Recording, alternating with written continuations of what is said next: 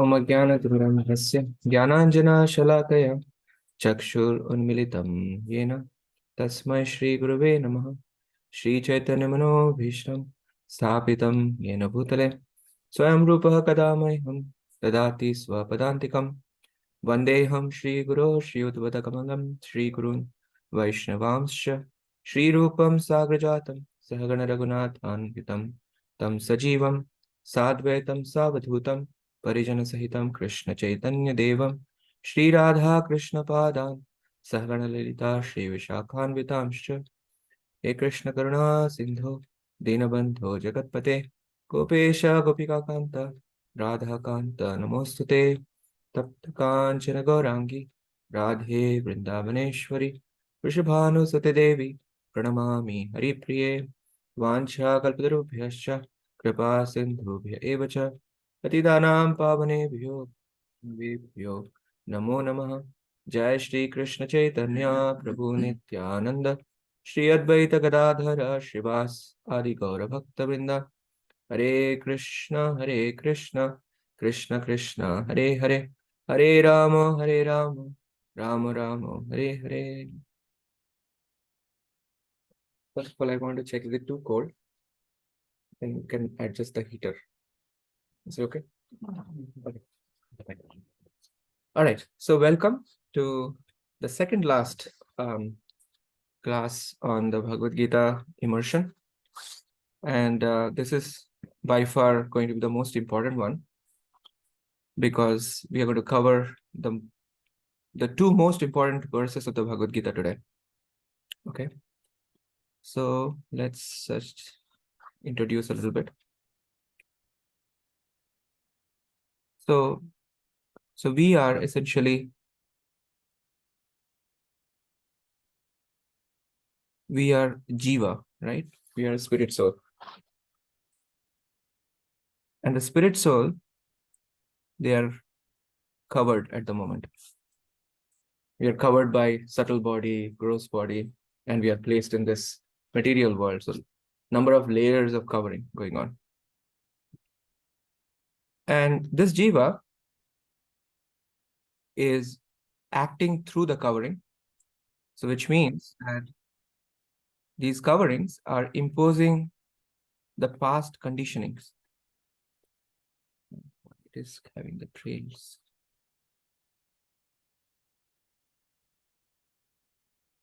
So there are past conditionings that are influencing the behavior, thought process of the jivas. And with all these conditionings, as well as the various karmic balance, or depending on the past engagements and the various deserving factors, there are various circumstances that are placed before the jivas. And so the jiva is engaging in various karma. So karma meaning activities which are going to have reactions. And the karma, the living entities engage in karma under the influence of kala, or I don't know why there are trailings, or time, under the influence of time and material nature, which is basically Prakriti. Prakriti. I think it is written as P-R-A. Prakriti. So you can say this Prakriti is essentially various conditions. There are various conditions that are imposed upon the jiva, the three modes of material nature, that are influencing the consciousness of the living entities. So this living entity has got consciousness. So you can say that we are dealing with consciousness, conditionings, and conditions of this material world.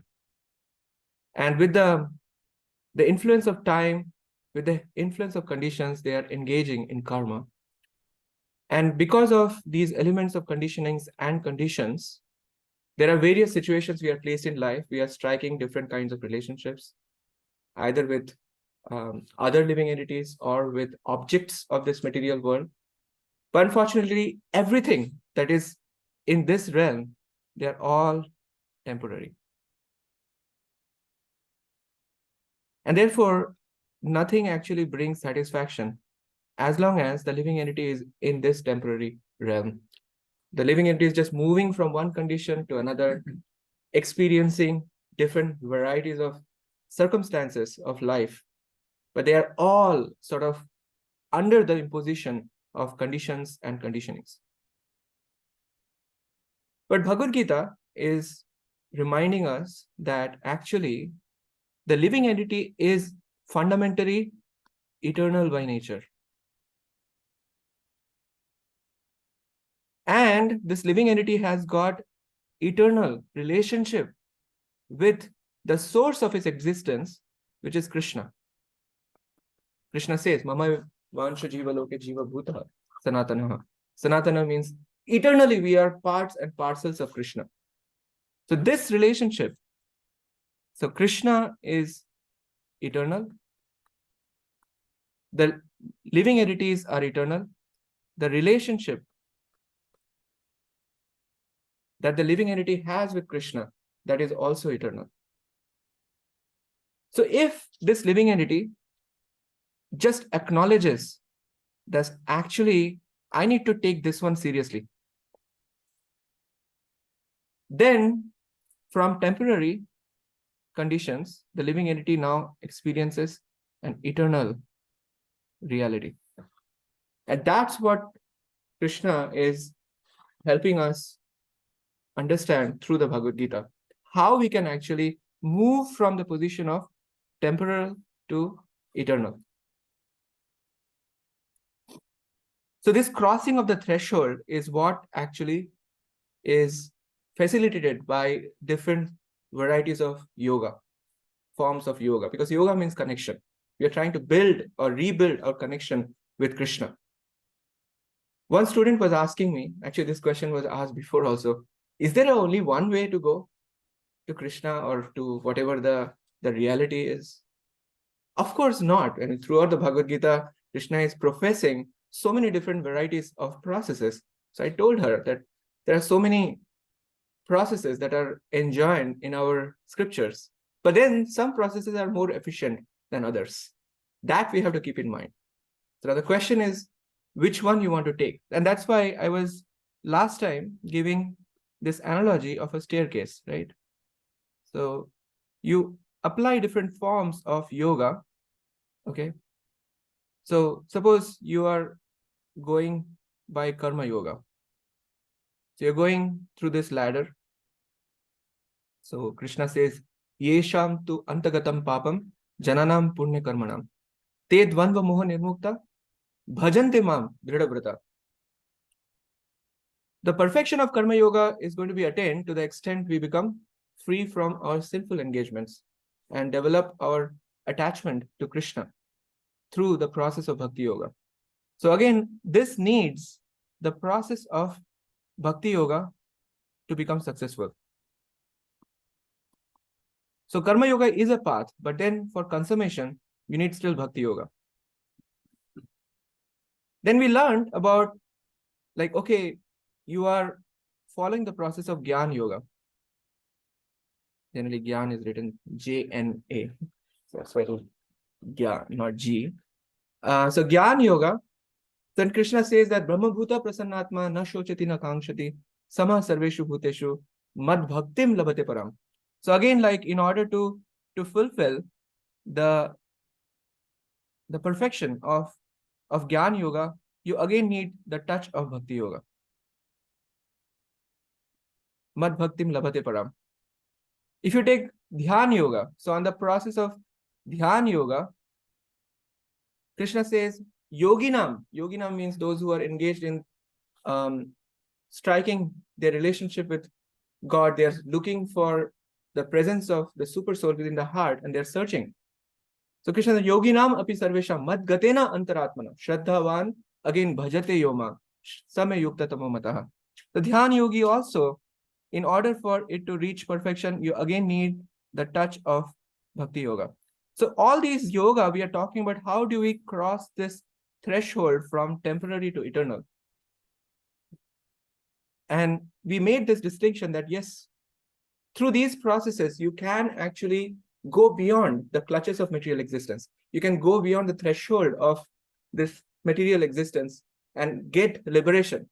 But to enter into the spiritual world, you need the touch of bhakti. So bhakti comes in the picture only when we are talking about the four other kinds of liberation: the sarshti, samipya, salokya, and which one I missed?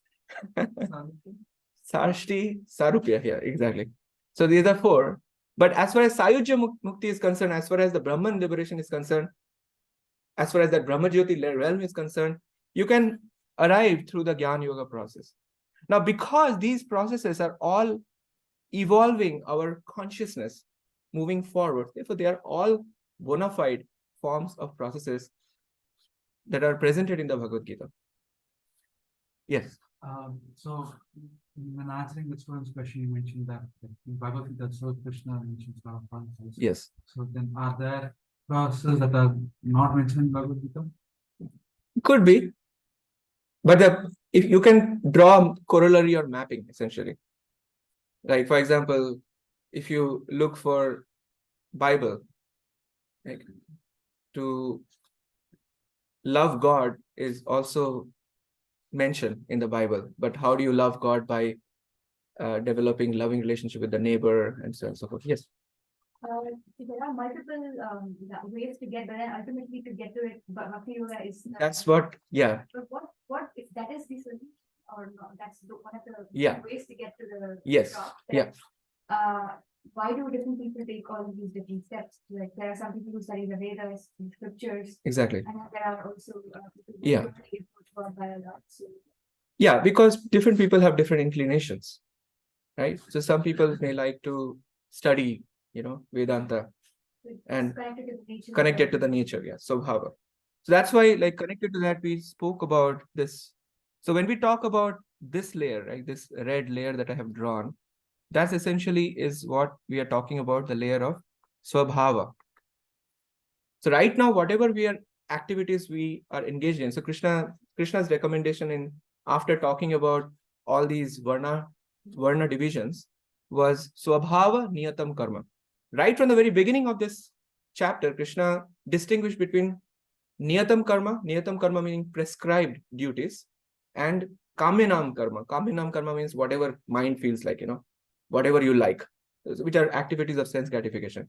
So Krishna's point is that you should be doing prescribed duties. But how do you actually know what is prescribed? So that prescription is based on one's swabhava or one's nature. And you can see that this nature is coming from this Prakriti's influence on our consciousness. So as long as we are in this material world, our consciousness is going to be subjected to Prakriti. And therefore that is going to lead to swabhava. But the actual, you can say, the spiritual characteristic of the jiva is what is the swarupa. This is what we commonly refer to as the constitutional nature of the soul, or the soul has a particular relationship with Krishna. This relationship with Krishna is there as an eternal sort of a relationship that is there in the eternal sort of form, and that eternal form is what is referred to as the swarupa. The swabhava that we are carrying is associated with this body, which is constantly going through a state of flux, and that is not an eternal reality for us.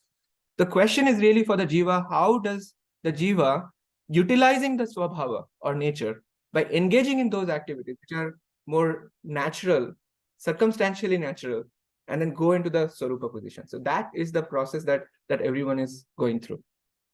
So therefore, different strokes for different folks, you can say. Okay, is that okay? All right, so now we are coming to the 2.5 verses that I've been referring to.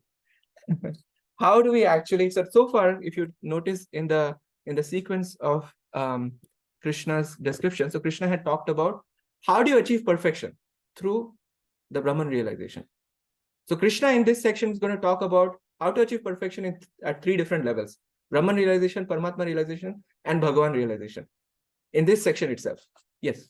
Before you move to like, I have a question for previous, like last Yeah. class. Mhm. So, maybe, where is the reference coming from that the Brahmajali liberation, that kind of liberation is temporary?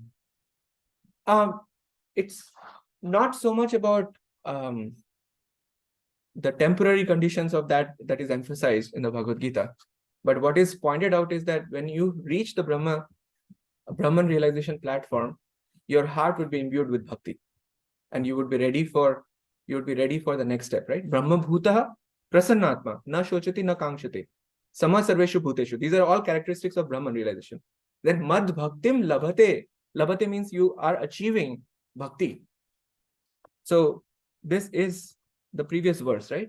Brahma bhutaha. Brahma bhuta means, remember we made a distinction between Brahma bhuyaya kalpate and Brahma bhuta. Brahma bhuyaya means you're eligible for liberation or eligible for Brahman realization. This is what happens when you are Brahman realized. So when you are Brahman realized, then you will be naturally blissful. You will not be hankering, you will not be lamenting for anything. And you would have equal disposition towards all living entities. So these are all characteristics of the Brahman realized state.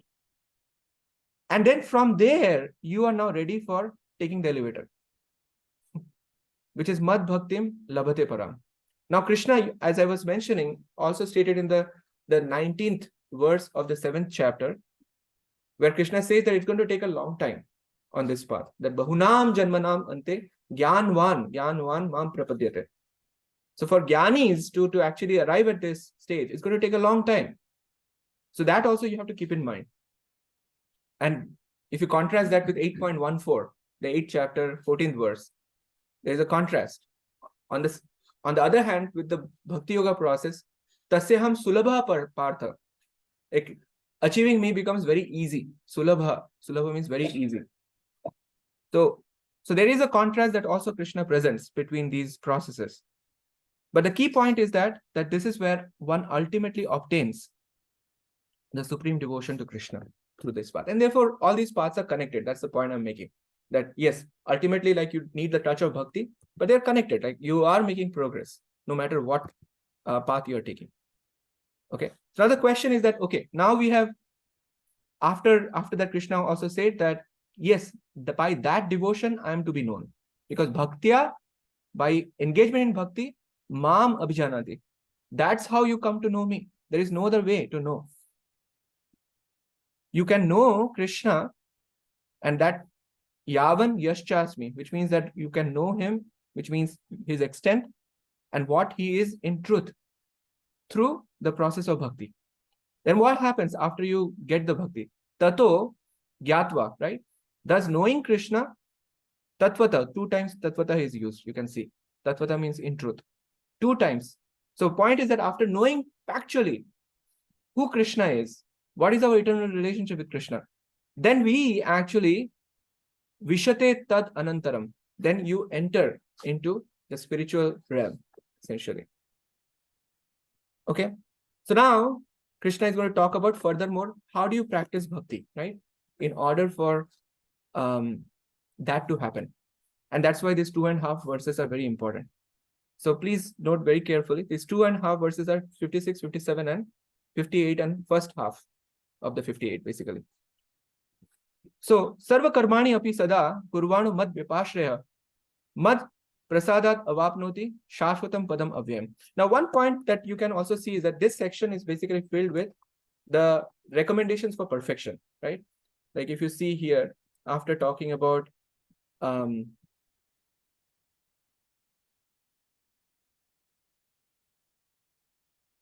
swakarmanatam abhyarchya.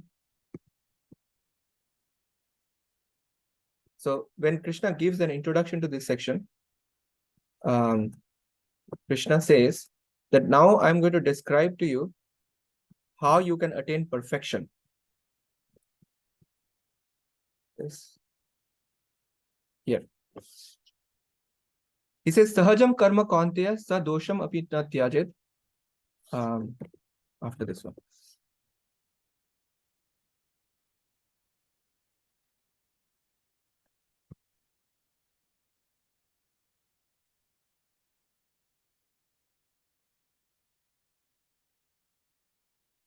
Here Krishna says Jnanasya Para, which is the highest platform of knowledge. Oh yes, this one itself. Yeah, this is what I was looking for. So Sahajam Karma Kantya Sadosham Apina Tyajet Sarva Arambha Hi Doshena Dhumina. This is not the verse. That's why I'm mixing. Yeah, this is the wrong verse. Okay. That's why because I was wanting to point you to Prapto Siddhi. Okay. Because Siddhim Prapto Yatha Brahma. yeah. That's why I'm thinking. Before Yeah. the So Krishna is saying, now learn in summary how you can attain perfection. That's why this chapter is called perfection, right? So this section that we are in, it's all about how do you achieve perfection. Okay. So now perfection can be attained at 3 different levels. So Brahman, Paramatma, and Bhagavan. And Krishna you will see that Krishna refers to them as Guyam, Guyatara, and Guyatamam. So Guya means it's the confidential, then more confidential and most confidential. So there are 3 sort of, you can say, layers going on in the realm of perfection. Like one is, you can say, Brahman realization, Paramatma realization, and Bhagavan realization. Another is, you can see it as confidential knowledge, more confidential knowledge, most confidential knowledge. So you can see this kind of parallel 3 divisions coming up in this section. So overall, Krishna is referring to perfection all throughout this section. So just keep that in mind. So now that Krishna has talked about bhakti, now Krishna is going to talk about how you can practice bhakti so that you can attain perfection. Okay. So I have actually used a different font just to point out that this section emphasizes on taking shelter of various kinds. Okay. Throughout this section. So Krishna is saying, Sarva Karmani Api Sada. Api, although you may be engaged in performing different kinds of actions, that's fine. The key point is that, are you taking shelter of Krishna? So Mad Vyapashraya, and look at the extra emphasis with always. So as we go through life performing various actions, if we always take shelter of Krishna, that leads us to Shashvatam Padam Avyayam. So Shashvatam Padam Avyayam means eternal, imperishable position. So again, you can see the element of perfection coming through. But how does one obtain that perfection? So you can see the most important phrase in this section is this, Mat Prasadat, by Krishna's grace. So Mat Prasad generally when we offer food, right? When Krishna accepts it, then the food becomes prasadam, right? So prasadam is a reciprocation back from Krishna. Krishna saying, I accept you, or I accept your offering to me, So when we are engaged in varieties of activities with consciousness that let this action, let this endeavor be pleasing for Krishna. When Krishna accepts it, then it basically yields this result, which is we achieve the eternal imperishable position. So now you can see what is the secret here. The secret ingredient here, which actually goes from this threshold of this position, of this position, of this position, to reach here. This is essentially prasad, Krishna prasad. This reciprocation is not available unless we ask for it, right? So in bhakti, we are striking a relationship with Krishna. That Krishna, I need you. I'm dependent on you. And therefore there is a reciprocation. Now we can carry out, okay, I know how to do it, I don't need your help, that kind of thing.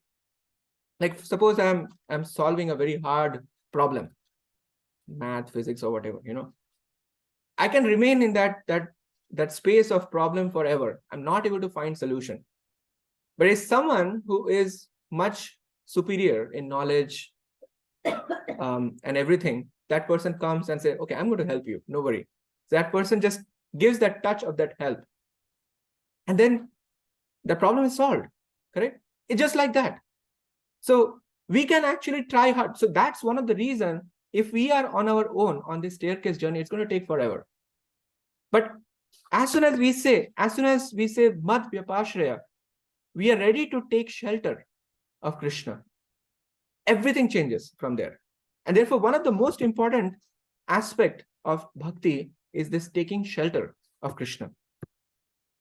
So that's the first point that Krishna made. Okay, we are in the 2.5 verses section.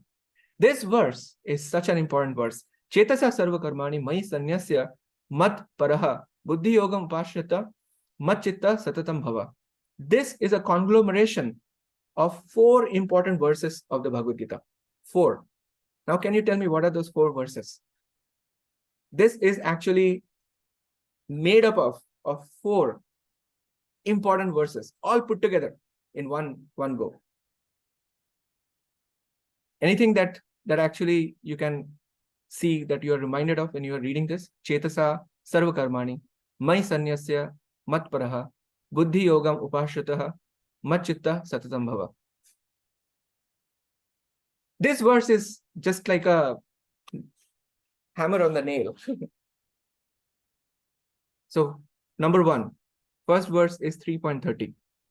In the section of Karma Yoga, when Krishna talked about Bhakti Yoga, in that section, the perfection of Karma Yoga is Bhakti Yoga.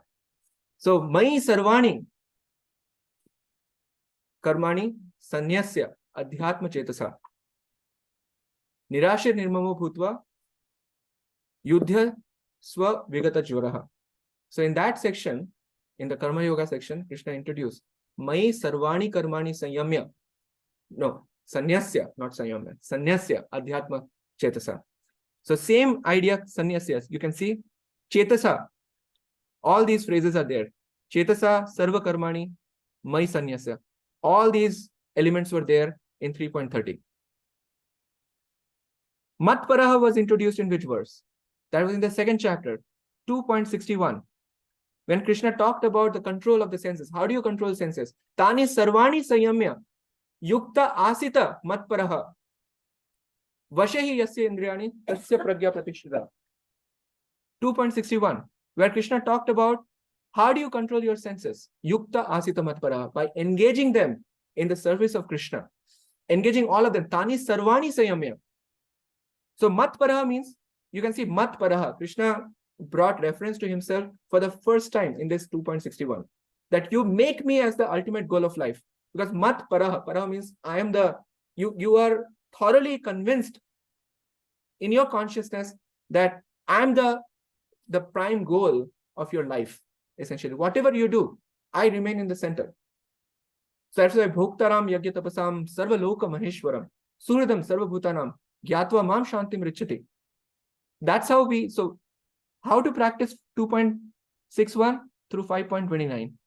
Bhoktaram Yagya Tapasam. Understanding that Krishna is the ultimate beneficiary of all sacrifices and austerities that we may perform. Buddhi Yoga Upashyata. So again, Bhakti Yoga is a process of reciprocation. We can appreciate Bhagavad Gita to the extent we understand that Krishna loves us. Okay, Krishna loves us, and therefore I want to do something for him. It's a reciprocation that is taking place between the living entity and Krishna. That is what is bhakti. The consummation of that relationship is what is bhakti.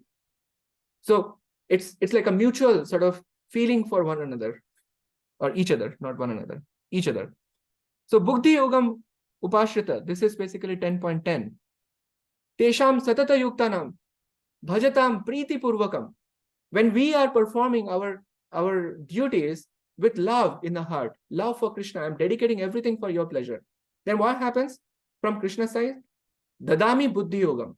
Krishna actually from within gives us all the necessary intelligence by which we can strengthen that relationship, move closer to him with the help of whatever external activities that we might be engaged in. So dadami buddhi yogam. So Krishna gives that intelligence from within.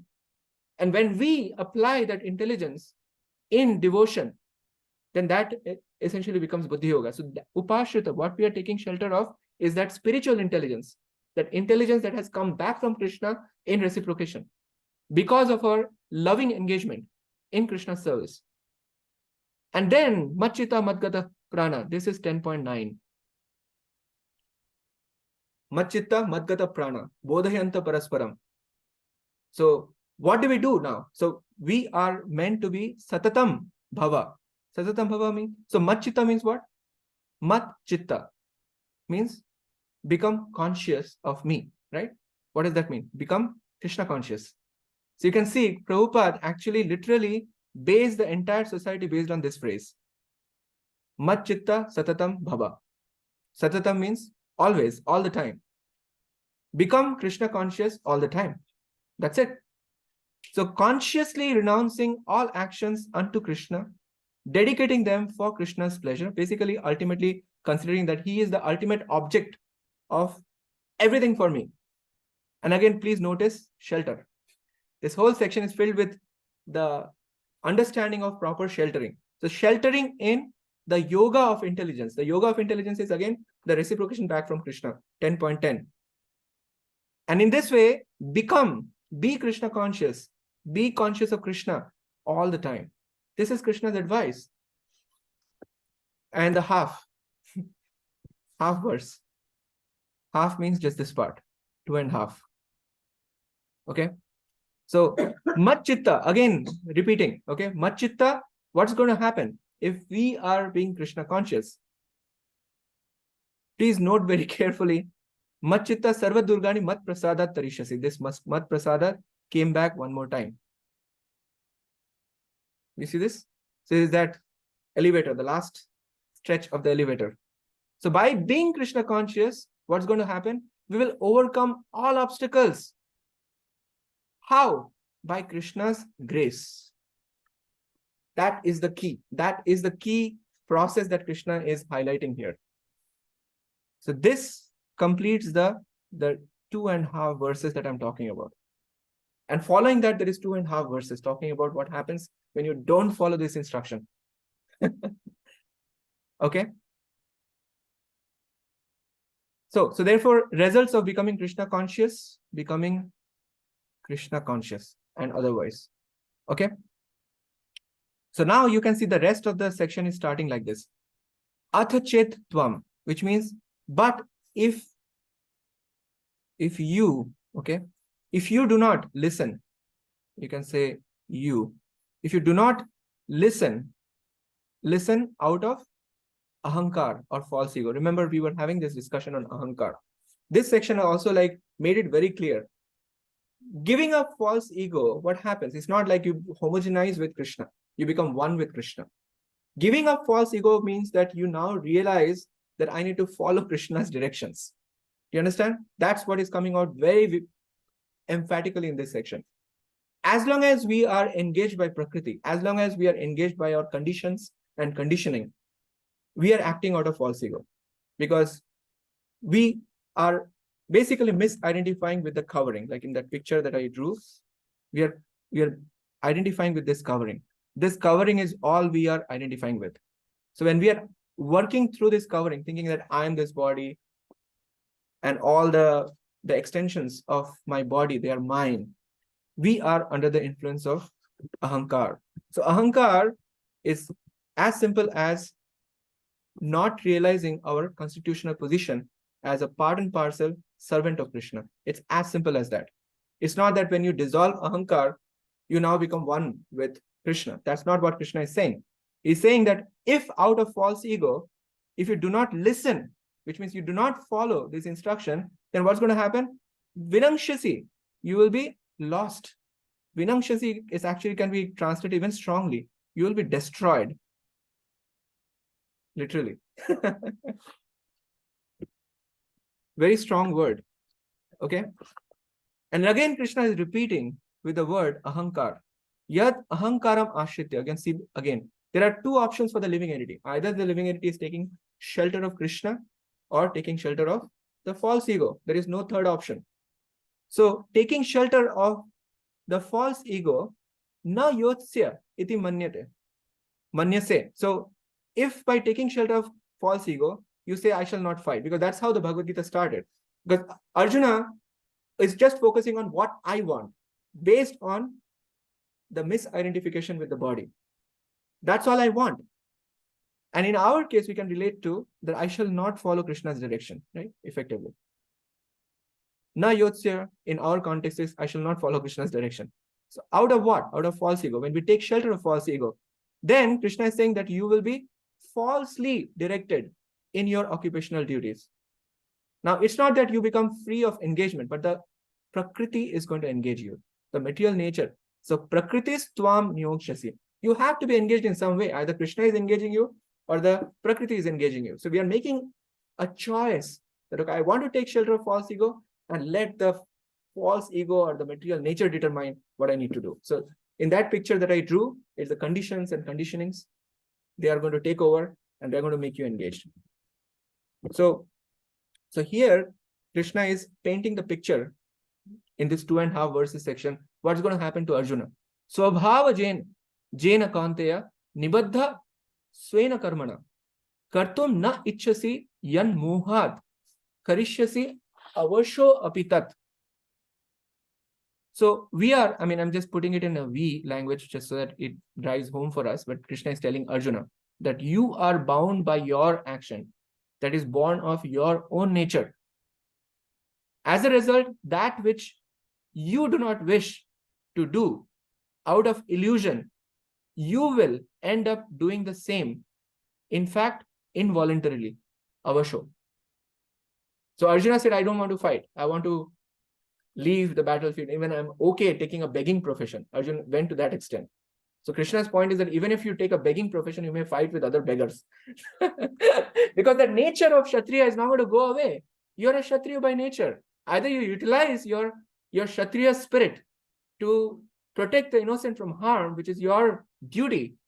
It's already kind of a deal that the other party, we have tried hard to invoke the peace treaty, but it just could not succeed.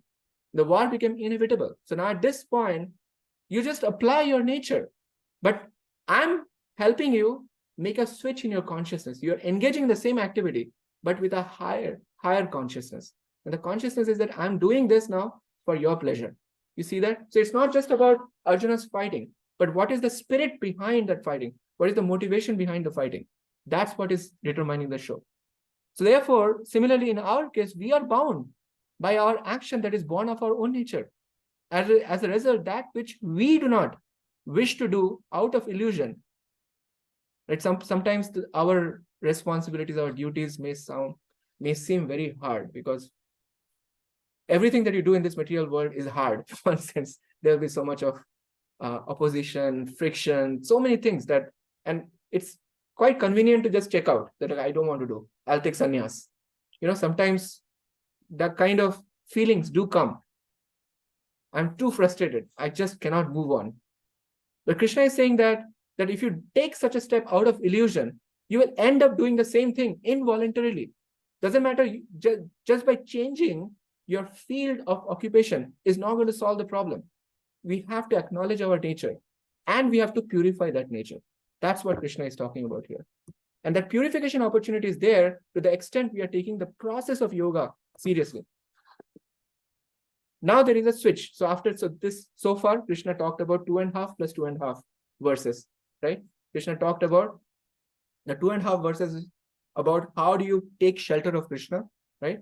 In the process of bhakti. Then Krishna talked about what are the consequences of not doing so. Then you will end up taking shelter of your own false ego and act according to your conditions and conditionings.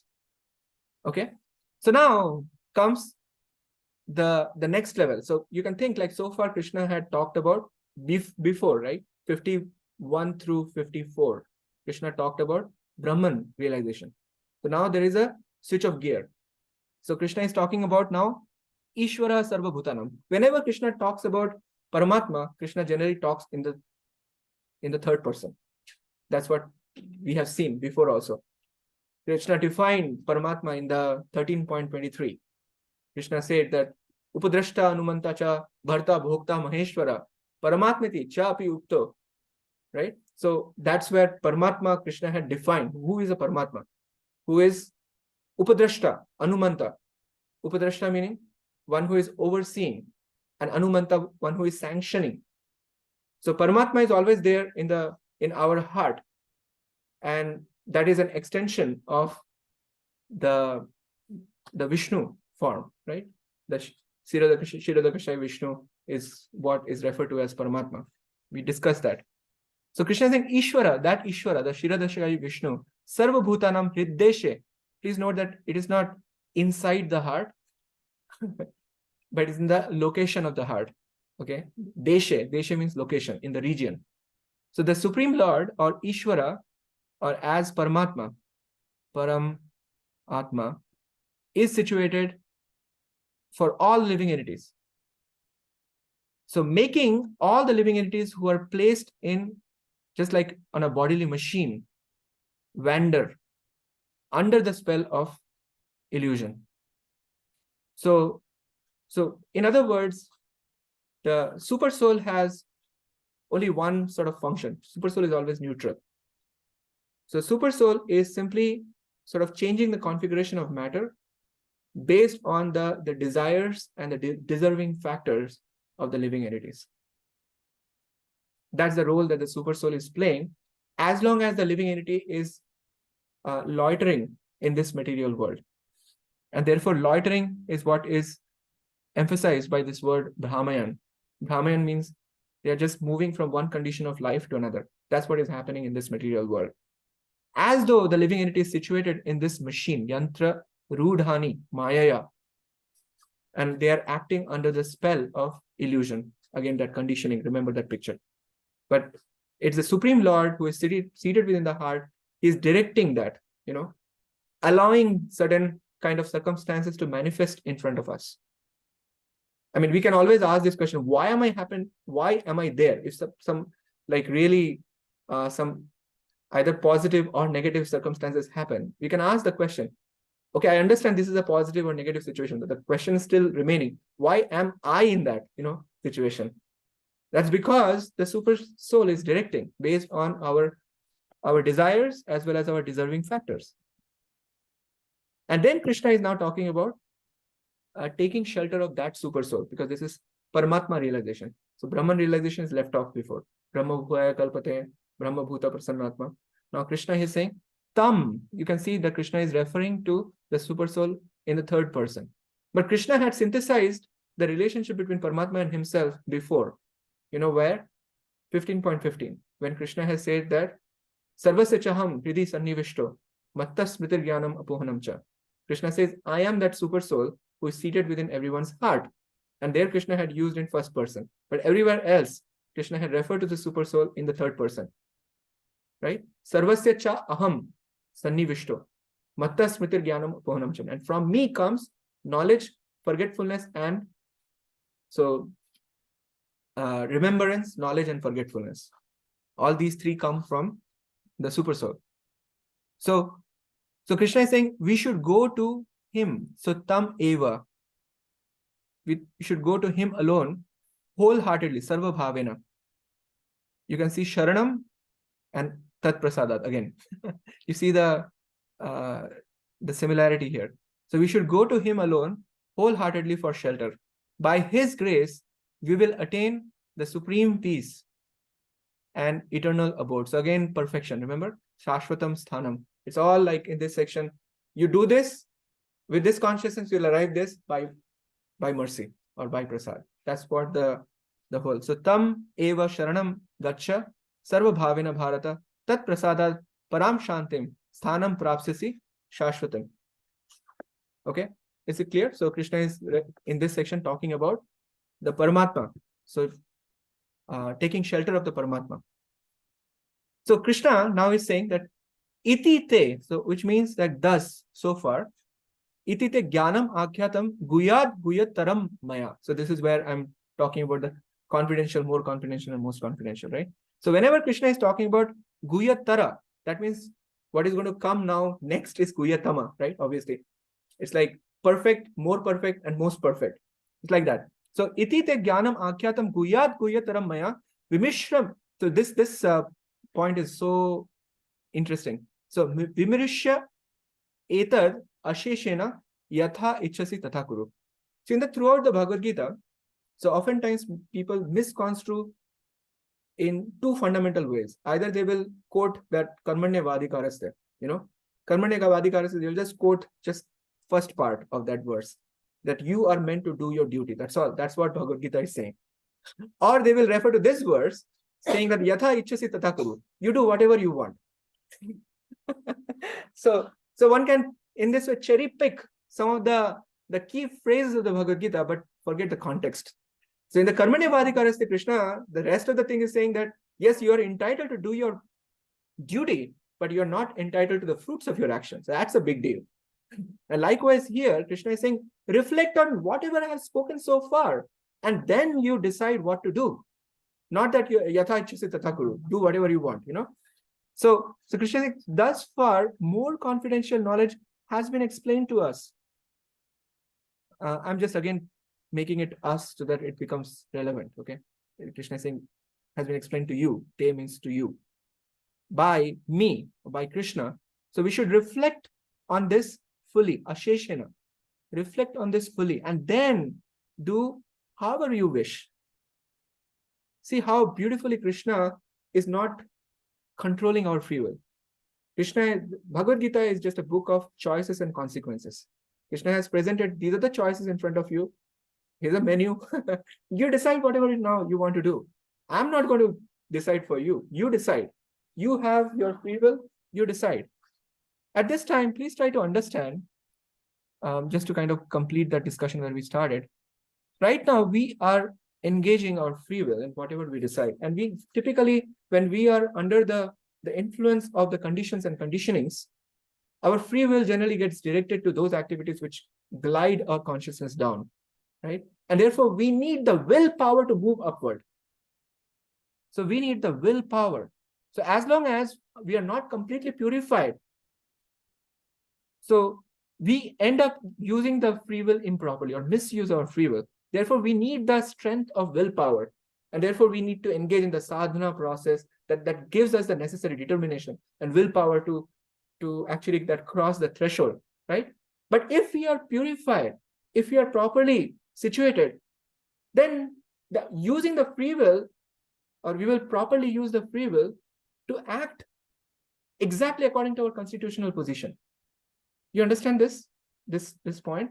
So in the case of Arjuna, because Arjuna is a pure devotee, for him, yatha ichchasi tatha kuru, no problem. Because one may ask this question, Bhagavad Gita is done. Why is Krishna now talking further? At this point, Krishna is saying, do whatever you want. Bhagavad Gita is supposed to be done at this point. Why is Krishna giving more verses now beyond this? So that's one of the explanations. And that is Arjuna is perfectly purified. I mean, he is a pure soul. He knows how to actually reflect on this and apply properly. In our case, we are not so sure yet. And therefore, Krishna, even becoming even kinder, gives something which is now going to come at the highest state of whatever Krishna has offered so far. So look at this verse. Iti te jnanam akhyatam guyat guyataram maya. Oh, this is a wrong verse again.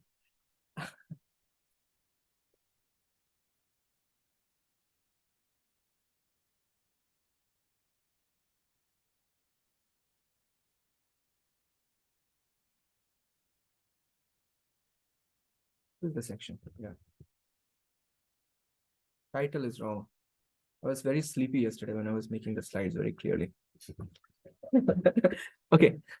So this is the verse. This is a very, very important verse. Okay.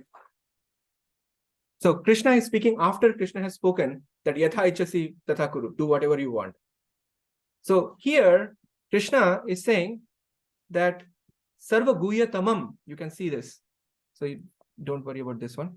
Sarva guhyatamam shunu me paramam vachaha ishto asi me dridham iti tato vakshyami te hitam. That's how the verse goes. Okay. So sarva guhyatamam. So in this section, Krishna is presenting shunu me paramam vachaha. I am presenting the most confidential of all instruction that I have spoken. Okay, at this point. So you remember Guyam, Guyatama, and Guyatara, and then Guyatama, right? This is the Guyatamam, Sarva Guyatamam, the most confidential of all. And then he's saying, I mean, this language is so simple. Shunu me paramam vachaha. This is my highest or the supreme instruction. It cannot be more emphatic than this. And why I'm doing this? This is where the two other reasoning comes. Like apart from the fact that Arjuna is a pure devotee, he's going to make the right choice. But what about for us? Yes. So Krishna is saying, Ishto asime. He's saying, Arjuna, you're very, very dear to me. And therefore, it is very important that I speak one more time, whatever I have spoken before. So he's saying, so here in this particular verse, Bhuyaha becomes very important. So Sarva Guyatamam Bhuyaha Shunu me Paramam Vachaha. That's how the verse goes. Okay. So Bhuya means I'm speaking just one more time, this most important instruction, which I've spoken before, but I'm again emphasizing. And I'm speaking this for your benefit. So I love you. That's basically, you are very dear to me. Ishto asime dridamali. So three reasoning I'm giving, like why Krishna is continuing further. So first is that Arjuna is already kind of in a purified state. He's going to make the right choice anyways. Okay. And therefore, Krishna knows that Yatha Ichchasi Tatha Kuru is going to drive home the point for him. But then for us, it is important that he emphasizes again. And also, because Arjuna is so dear to him, he feels that, okay, I need to tell you this one more time, the supreme instruction of mine. So you are very, very dear to me, and I'm therefore speaking it to you for your benefit. Te hitam. So what is that instruction? So Krishna had already spoken this in the 9.34. This is a repeat of 9.34. So there are two verses that actually is the point about Krishna speaking his supreme instruction. This is basically number 1, and number 2 will be the 66th verse. The 65th verse is Man mana bhava madbhakto madhyaji mam namaskuru satyam te pratijana mame vaishyasi satyam te pratijane priyo asime. So Krishna is saying, these are the 4 activities through which you connect with me meaning the Bhagavan realization, right? This is, you're connecting with Bhagavan. Remember, the absolute truth can be realized at 3 different levels: Brahman, Paramatma, and Bhagavan. So here in this section, in the Guhyatamam section, Krishna is saying, you directly connect with me. And therefore, the first two instructions are internal, and the next 2, so there are 4 things that Krishna is talking about in this verse. The first 2 are internal, the next 2 are external, like how you are externally engaged in activities, right? The first is manmana. Manmana means always think of me. So what do we do when we chant Hare Krishna Mahamantra? The main thing is that we want to think of Krishna in the form of the holy name.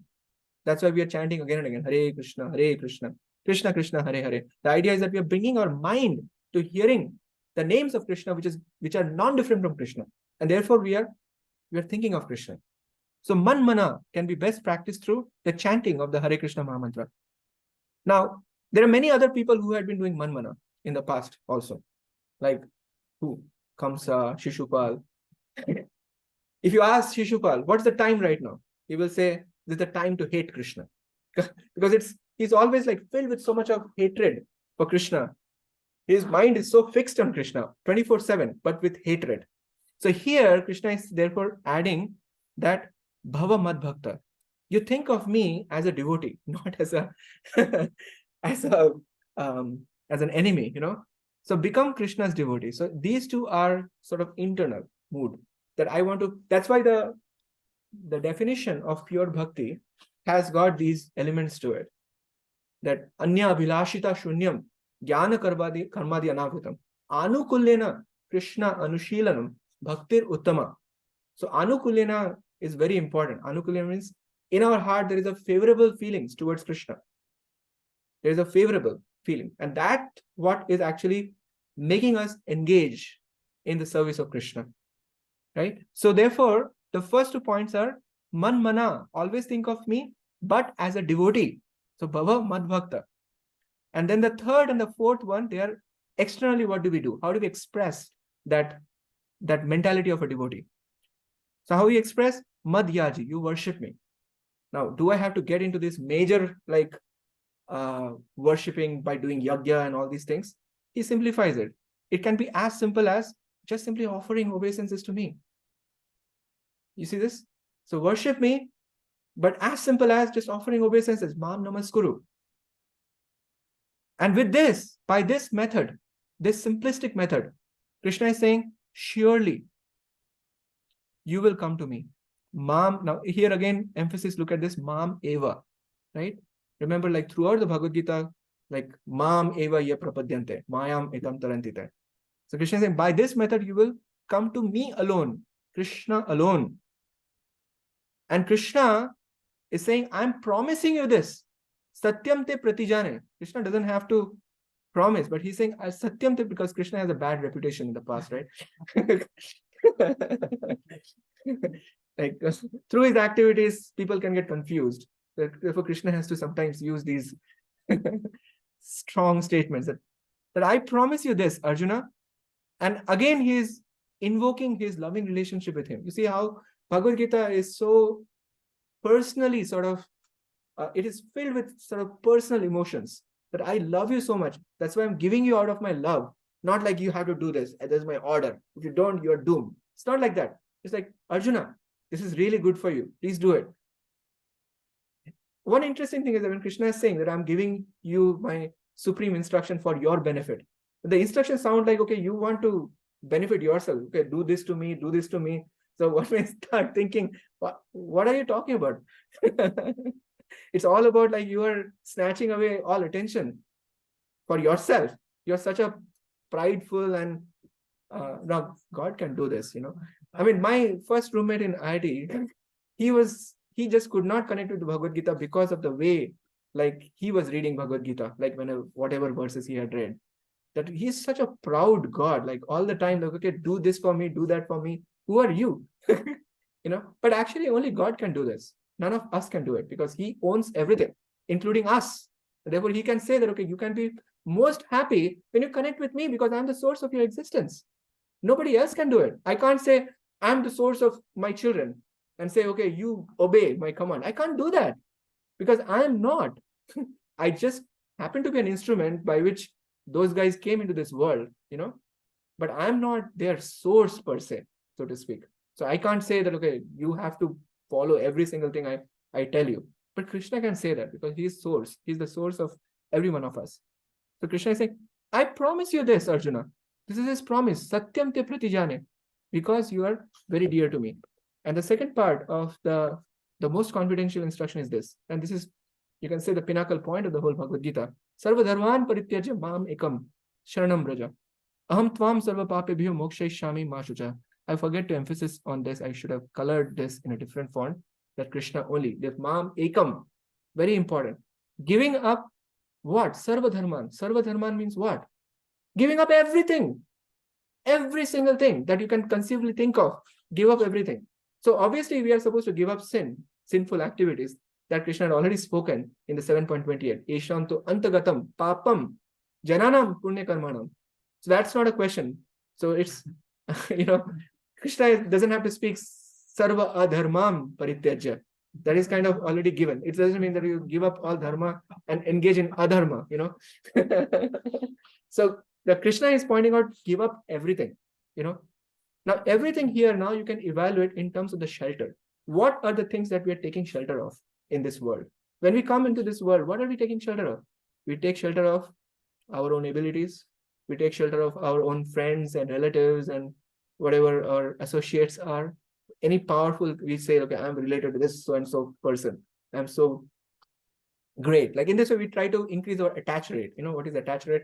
Like generally when we sell some product, you know. So oftentimes when you're introducing a product, that product's revenue, like because it is attached to some main product on which everything is dependent on, like Matt level simile. So through the attach rate, that thing always gets some revenue, you know. So likewise, my point is that sometimes we try to draw this kind of mileage by attaching ourselves with some powerful person, that I'm also powerful. It's like when you are in India, you see like you're riding on a bicycle, but you hold on to some truck, then you can go at the speed of the truck. I don't know whether I've seen in villages. So like that. So we sometimes increase that attach rate by associating with those things that we think that this is how I'm going to survive in this material world. And so Janma, Aishwarya, Shruta, Shri, like Janma means I have a great parentage. Aishwarya, I have a lot of wealth. Like Shruta, I'm so learned. Shri, I'm so beautiful, you know. So in this way, whatever like material prowess we have, we take shelter of, right? So likewise, we can think of like friends and relatives. Ataha, griha, kshetra, I have such a big house. Kshetra, I have a very good job. You know, Ata, griha, kshetra, suta, apta, vittair. I have children who are going to support me. Apta, I have very powerful relatives. Vittair, I have a lot of wealth. So in this way, we can see in our life, we always try to look for ways and means to strengthen our position by going after different temporary objects, and in this way feel powerful. Krishna is saying, just give them up. So far, Krishna had talked about varnashrama dharma. I mean, Krishna particularly talked about the varna engagement. The Brahman, Kshatriya, Vaishya, Shudra, all these various things. Krishna is saying, all those are immaterial. You know, so in this way, that's why everything, Sarva Dharma means literally everything. Give up everything. Any of such false idea that this is what is going to give me perfection or give me success, okay, good luck, you know. So give up all occupational duties and you should go to Krishna alone for shelter. Remember shelter. I forgot to change the font color of this. And then what's going to happen? Krishna is saying, Aham tvam sarva papebhyo mokshayishami. Whatever baggage you might be carrying, don't worry. Just do not worry. Ma shuchaha. I will take care of whatever is past. Whatever is past is history. You don't have to worry. You just have to do one thing. Just take shelter of me. This is Krishna's supreme instruction. So, sarva dharman parityaja. Mam ekam. Whatever false shelter we may have, whatever ideas that we have for gaining mileage in this world, you should just give up. Just take shelter of Krishna. And exclusively, so Mam ekam, not just Mam ekam sharanam vraja. And then Krishna is saying, I'm going to free you up with all the sinful reactions, and therefore you do not have to worry.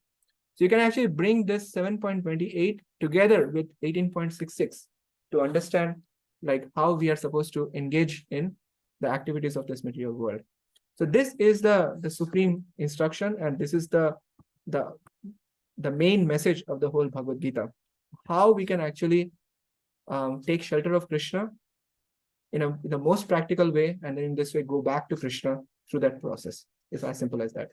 And that's why in the 4.9, Krishna had spoken before that Janma karma cha me devyam evam yo veti tatvataha tyaktva deham punarjanma na eti mam eti so Arjuna. The mission statement of the Bhagavad Gita is that if you understand the transcendental nature of Krishna's birth, activities, and so on and so forth, then after giving up this body, you are not going to come back to this material world.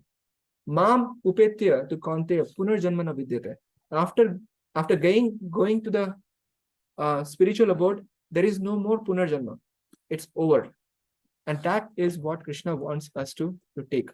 So in that picture, that's why I started with that picture. So you can see, ultimately Krishna wants us to strengthen this. This is what Krishna wants us to do. And in this way, we will move from temporary to eternal. So thank you very much. I took a little over. Any questions or comments? Stop sharing.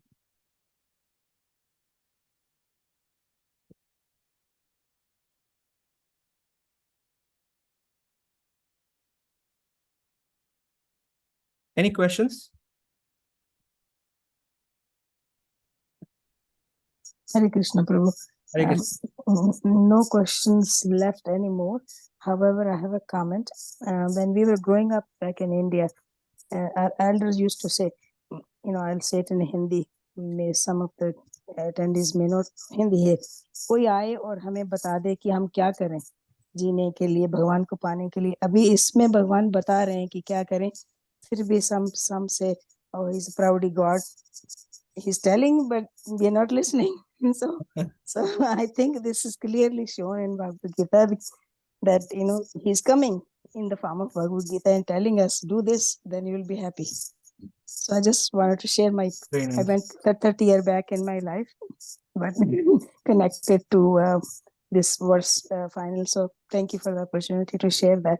I mean, no further questions left at all. Okay, excellent. It's very, very clear. Yeah, thank you for Hare Krishna. expressing that. That was also a beautiful expression. Thank you. Yes. I think you have already spoken about Yeah, this. I just want to also clarify a bit more. Absolutely. But then, yeah, so our own existence in the world Yep. is an action that causes reactions, right? Yes. Everything is karma, from us breathing, living, Yes. giving birth, etc. Yes. Yeah, in such a world, how do you how do you, so karma is sometimes often like related to simple reactions or like, but then you said something, I think in the last class or some other class before this, Yeah. about how accumulating karma is not necessarily a bad thing. Like, what exactly is the solution to this? Right. So, so as you can see that Krishna also spoke that every endeavor is studded with some fault. Doesn't matter what we do. Every endeavor that we. So Krishna basically is trying to help us not get too much caught up into the sort of imperfection of our actions, But Krishna is motivating us to change the consciousness behind those actions. That how I can actually do the same activities to strengthen or enhance my relationship with Krishna. And that actually in a most tangible way, this is how, like if I have to lay down as a formula. So every single day in the morning, we start our day by offering ourselves to Krishna. How? By engaging in some process of sadhana. Like Hare Krishna Mahamantra chanting is considered to be a very potent form of sadhana because Krishna himself came in the form of Chaitanya Mahaprabhu to show how do you actually apply this 18.66, like Sarva Dharman Parityajya Mam Ekam Sharanam Vraja. How do you do this Mam Ekam Sharanam Vraja? So Chaitanya Mahaprabhu showed, like, okay, by chanting the holy names of Krishna. And why this Hare Krishna Mahamantra? Hare Krishna, Krishna Krishna, Hare Hare, Ram, Ram Ram, Hare Hare. Iti Shodashakam Namnam Kali Kalmasha Nashanam. Na Ataha Paratarupaya Sarva Vedeshu Drishyate. So it is expressed in our Kali Sandana Upanishad that if you go through the entire Vedic scripture, you cannot find a way more suitable than the chanting of this Hare Krishna Mahamantra for this age of Kali. Kali Kalmasha Nashanam. And therefore, na ataha. Therefore, na ataha paratara upaya. There is no better way. Sarva Vedeshu Drishyate. So there are some prescribed methods that actually are specific to the time that have been given. So when we just harness the power of those methods, then what happens is that it helps us further clarify our consciousness so that we can make our life more aligned with the instructions of Krishna.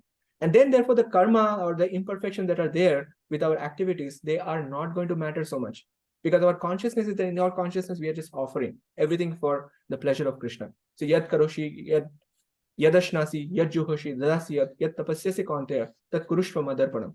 So Krishna is saying that whatever you do, whatever you eat, whatever you austerities you may perform, whatever charities you may perform, whatever sacrifices you may perform, Krishna is saying, just do that as an offering to me. So if you do that as an offering to me, what we are doing is that all of those activities may be imperfect, may have a lot of faults, as you said, like some living entities might be even dying without our even noticing it, So because like our consciousness is that please let this be done for your pleasure. That consciousness behind the activity is purifying us and kind of relieving us from that reactions. So not only that we are not getting any reactions from those activities, but we are actually internally getting purified. And therefore we are, like, remember, like what we talked about is that we would not necessarily need the willpower to use our free will properly, but we will be placed in a pure condition so that we naturally like act from that constitutional position of being a part and parcel servant of Krishna. So that is the way out. Now, obviously, like nothing can happen like overnight, So one has to sort of continue to practice and practice and practice. So every morning we get up, we just try to attentively chant the Hare Krishna Mahamantra. How we can attentively chant, like we are going to discuss more probably in future sessions. But the more and more we bring our attention, this man-mana, that process actually purifies more and more. So Cheto Darpana Marjanam, it cleanses the heart of all inebriety. And then when we go into the active life, that consciousness we are carrying forward. And then we are saying, okay, even if I'm writing a software code, even if I'm writing on some important, project, writing something up, everything we just in our consciousness, let this be for your pleasure, So that act of offering is kind of relieving us from all reactions. That's the basic idea. Okay. Yeah. So in the same context, so how do you understand that we cannot do papa, saying, okay, I want to offer this to Krishna, like for example, jihad, or Yeah. Right. harm to others, like saying, okay, I will offer this to Krishna. So you can see that in the activities that you're performing, the idea is that I'm also choosing the activities. It's not that the activities you can choose whatever you want. Like, okay, I take to the slaughterhouse profession or whatever, I'm also choosing certain activities. Of course, I'm careful about what is my nature and all those things. That's where the Swabhava comes in. So you choose as per your nature, but choose activities which are sanctioned by the scriptures, like in the sense that sanctioned in the sense violence, wherever there is violence involved. Krishna had spoken on non-violence so many times. Like whenever Krishna talks about the divine qualities, Krishna had inevitably brought in non-violence, ahimsa. So therefore, yes, like we become aware of the qualities that are involved in a particular profession, and we choose that. We choose the profession as per our nature, as per the instructions of the Bhagavad Gita, and then we internally try to evolve our consciousness. So all the three factors have to be there, not just like one. The three factors is consideration of our nature, consideration of like the qualities that Krishna mentions in the Bhagavad Gita. Based on that, we are choosing that, okay, this is going to be sinful profession. This is not going to be sinful, right? Like suppose, I would hate to work in a company which just builds warfare, for example. It's just like, I would like to stay away from those, like, because I know that most likely that they're going to be used for wrong causes, depending on the leader who is actually determining the show. So at least I would like to stay away from those professions. Now, in our case, like the Mathos products are being leveraged by that. So it's like we are little one step behind. But the point is that even then, like, is it the best possible profession? I don't think so. That's why teaching profession and all these things are much better quality of profession. So my point is that one can go through this kind of exercise, that, okay, which profession actually keeps us little far away from those random sinful activities. Like in some medical research, they will like subject the rat to certain kind of things where they will develop some tumor, or they will kind of break the connection between the brain and certain part of their body. I just cannot think of like going into any of those professions, because it just, I would not like to. We consume medicine. Yeah. So that's true. So that's why like sticking to more holistic medicine is better in that sense, That I'm saying, like, we are making choices, and there are many of the cases there are like these imperfections of our choices, but we try our best to choose profession as per our nature, choose profession which are more aligned with the qualities that Krishna is describing in the Bhagavad Gita. And while we are engaged in the profession, we work on our consciousness, so that we are making an offering, an active offering. Those are the three things, right? Making an active offering, that let this be for your pleasure. So when all the three are there, then we have tried our part. Now, still there could be problems. And that's what Krishna is saying. Every endeavor has some faults within it, but we are still trying to follow. That striving to follow Krishna's instruction is going to save us. That's what I'm trying to say. I have a question. Yes, Vikas Prabhu. Somehow the voice is coming low. Is Can it you hear me possible better to? hear me better now? Yes, much better. Okay. So my question, Prabhuji, is, we've in some of the verses that you went through today also, it's like we're supposed to be constantly engaged in Krishna consciousness and activities for Krishna and things like that. And so various people are on various paths and have devotionally committed themselves, one at different ages, different stages, and even when they're committed to it, they're still performing it in different levels, and then we're reading the Srimad Bhagavatam, and we have the Ajamal, right? And he named his son Narayan, and he's calling out to his son Narayan at the time of his death. Right. And that is salvation for him. Right. So, we're going through this whole process of indoctrinating all these values and behaviors within us. Yet Ajamal, at the time of his death, by merely chanting the name of Narayan, when he's not even referring to Narayan the Lord, but Narayan his son, is able to attain, I don't know if he attained moksha or not, but at least he had the Vishnu Datas come to his rescue. Right. So where do we fall in this whole spectrum? Right. Even Arjuna, being Sakha of Krishna, Right. he went through his entire life. His entire life wasn't devoted to Krishna consciousness. No, his life is completely devoted to Krishna consciousness. That's also is true. Oh, that's true. Okay, 100%. that explains my All level. the of Pandavas ignorance. are pure devotees. Yeah, definitely, 100%. So just to kind of, it's a nice thought. Like the universities, most high-ranked universities, they give honorary degrees, but we can't count on them, right? Usual process is that we go through proper education, qualify ourselves to enter into those educational institutions.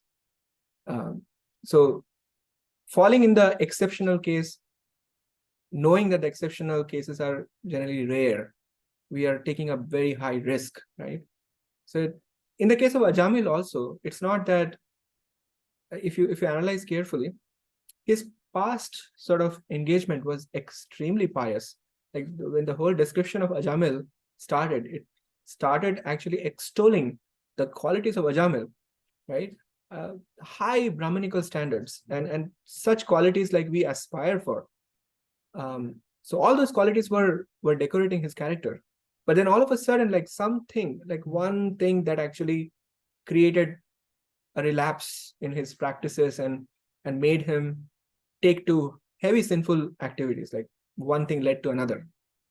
But because of his past engagement, he's also reflecting on that because of my past engagement in devotional activities, because of my past association of devotees, I am somehow or other given this another chance, right? So 2 points to note there. So one is that he was in the past engaged in devotional activities. Second is that the game is not over. He was given a second chance. And then he had to take that chance and then perfect his life. You will see what happens next.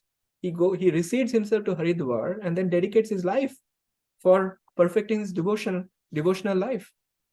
So it's not that just because he got the darshan or the vision of the Vishnu Dutas, that's it, he's done. He chanted Narayana, but now he has to take responsibility for his spiritual life. So even in the case of Ajamil, it's the second chance that was given. Now, if we reflect on our lives, we have been given so many chances, chances after chances, and Krishna is very, very kind at every step of our life. And he's just waiting. He's just waiting for us to become more and more sincere in our efforts to please him. So nothing is free. That's the point I'm trying to make. I appreciate that. Honorary degree from university. Yeah. Okay. Thank you, Prabhu. Yeah. So thank you for that reflection. Hare Krishna Prabhu. Thank you. Ajamil was also Brahmin, right? In that birth also, Yeah. before he got introduced to what he got introduced to. Yes. So he was. That's not. I mean, that sort of factors in terms of your reincarnation and potential things. But even as you just read, Krishna devotion supersedes Exactly. It doesn't matter. Any caste system or anything. And the caste system isn't what you're born into, it's what your vocation. That's also is true. Yeah, there are multiple layers of misconceptions that arise, The first layer of misconception is that it's the birthright, that okay, if I'm born into a certain family, that's it. that Krishna already clarified.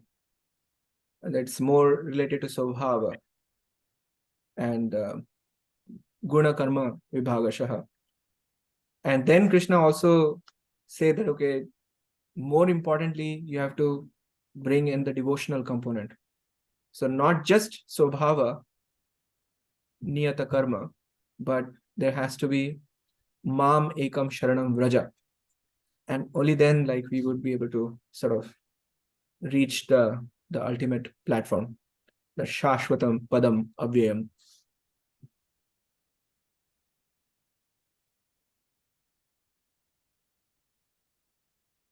Is that okay? Yes, Prabhu. Okay, so thank you very much. I'm really grateful to you that you're all here and we were able to reach this pinnacle point together. Hare Krishna.